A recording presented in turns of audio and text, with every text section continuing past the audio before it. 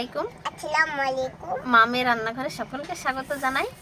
আজকে আমরা রান্না করব চিকেন ললিপপ।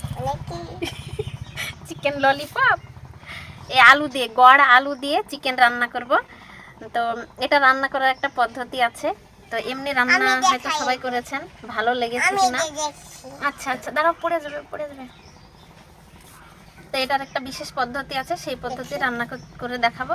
তো সবাই দেখতে থাকুন, স্কিপ করবেন না, পুরোটা দেখুন, নোংরা পড়বে। তো এইবার সর্বপ্রথমে আলুটা ভালোভাবে কেটে ধুয়ে পরিষ্কার করে নেব। কাটি ধরো আর আমি কাটি। হ্যাঁ, ও বাবা গো, না না শক্ত না। কে খাবে? আমি। আর কে? আব্বু। আর তুমি। আর বিড়াল বিড়াল পুষি। হ্যাঁ। পুষি খাবে? হ্যাঁ। একটু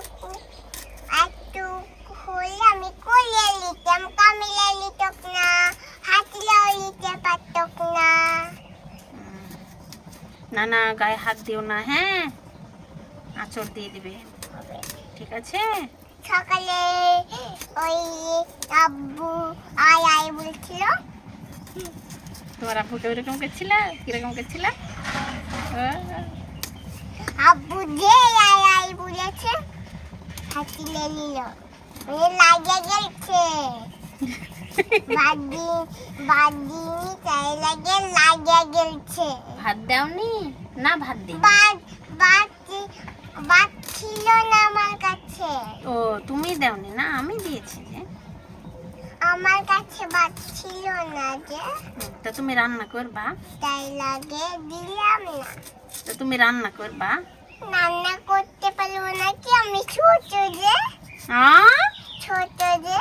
কই তুমি ছোট? এই তো। কই ছোট? এই তো। তাহলে তোমার কথা কোন দিক দিয়ে বার হয়? ওই দিক দিয়ে? তুমি আলু খেয়েছো আগে কখনো?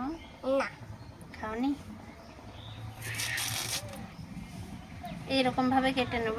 খাদ লাগবে। খাদ না স্বাদ? খাদ। স্বাদ। খাদ। স্বাদ। খাদ।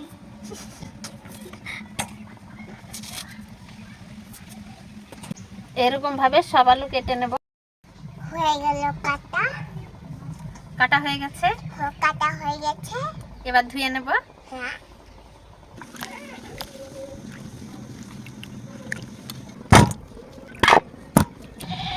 আলু কেটে ধুয়ে নিয়েছি, আর চিকেনটাও কেটে ধুয়ে পরিষ্কার করে নিয়েছি। তো এইবার সব প্রথমে বেটে নেব। তো এখানে যে প্লেটে আছে যেসব উপকরণ, সেগুলো বেটে নেব।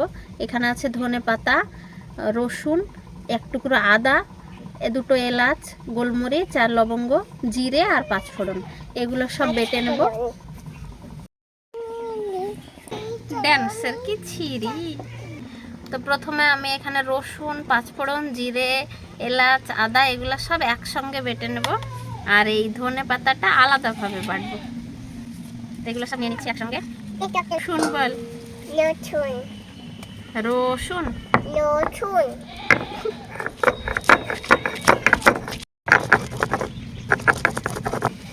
হয়ে গেছে বাটা, এখানে তুলে নিচ্ছি। এবার বাটবো ধনে পাতা।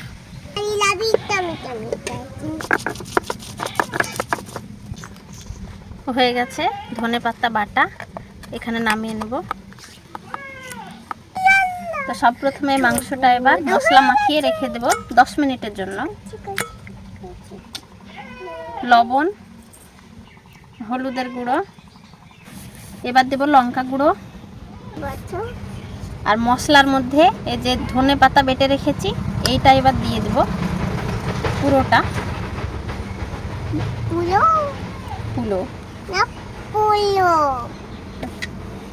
এবার এখানে উপর দিয়ে সামান্য সরিষার তেল দেব, ভালোভাবে মাখিয়ে 10 মিনিট মতো রেখে দেব।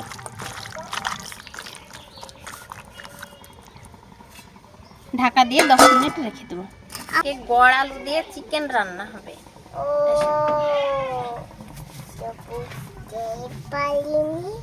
সব প্রথমে এই যে আলু কেটে রেখেছি, এই আলুটা আগে ভেজে নিতে হবে। এখানে দেব তেল, এই তেলে দিয়ে দেবো হালকা একটু লবণ, আর দেবো 1 চিমটে হলুদের গুঁড়ো। এবারে কেটে রাখা আলু দিয়ে দেব।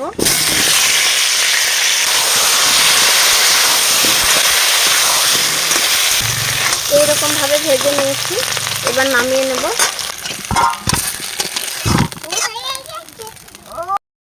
ওই কড়াইয়ে এবার দিয়ে দেব তেল, এখানে দেব কেটে রেখেছি সেই পেঁয়াজ,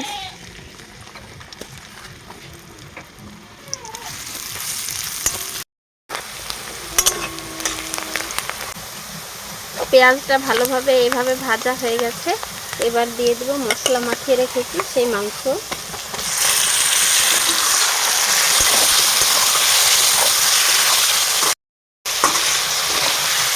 2-2.5 মিনিট এইভাবে নাড়াচাড়া করে নিয়েছি। এবার দেব এই বেটে রাখা মশলা,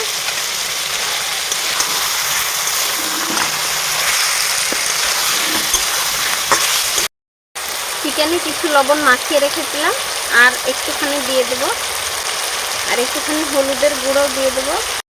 এবার দিয়ে দেব কেটে ভেজে রাখা আলুটা, একসঙ্গে ভালোভাবে কষিয়ে নিতে হবে। তো একসঙ্গে ভালোভাবে কষিয়ে নেব। এবার ভালোভাবে কষিয়ে নেওয়ার জন্য লাগবে একটুখানি জল, তো এই বাটি ধোয়া জলটা দিয়ে দিলাম। একটু ঢেকে দিয়ে কষিয়ে নেব।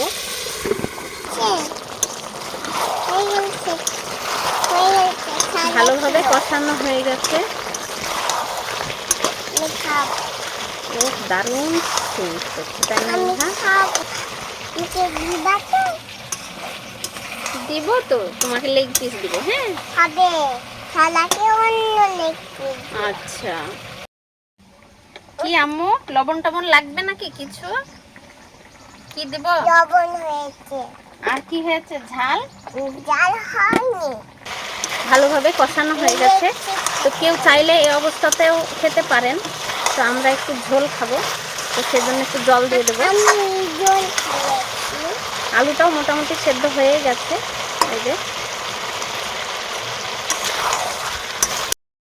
যেহেতু আমি ঝোল করব, তো সেখানে জল দিয়ে দিলাম।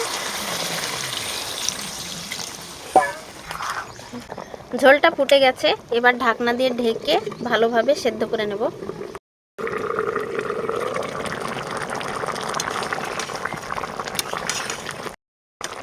হয়ে গেছে, একদম রেডি। এবার নামিয়ে নেব।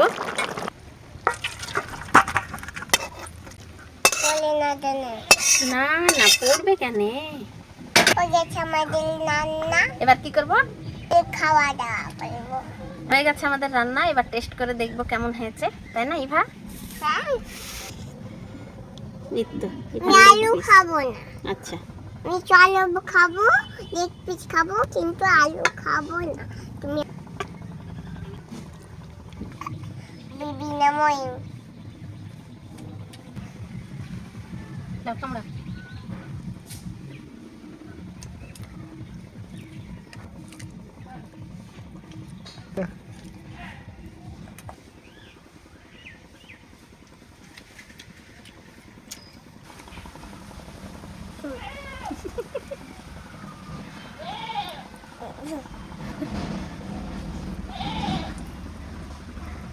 সত্যি খুব সুন্দর হয়েছে। এই গড় আলু দিয়ে চিকেন রান্না করে দেখবেন এই পদ্ধতিতে, খুবই সুস্বাদু হয় খেতে। আপনারা তো দূরে দেখছেন, শুধু আমরা খেয়ে দেখছি। এর আগেও আমি রান্না করেছি, তো এই পদ্ধতিতে রান্না করলে খুবই সুন্দর হয় খেতে। আজকের ভিডিওটি এই পর্যন্তই, দেখা হবে আবার পরের ভিডিওতে যদি কিছু ভালো লেগে থাকে লাইক করবেন, কমেন্ট করে জানাবেন কেমন হয়েছে। আর এই ধরনের রান্না পেতে মামের রান্নাঘর চ্যানেলটি অবশ্যই সাবস্ক্রাইব করে রাখবেন। সবাই ভালো থাকবেন, সুস্থ থাকবেন আর সাবধানে থাকবেন। Tata bye bye, tata bye bye.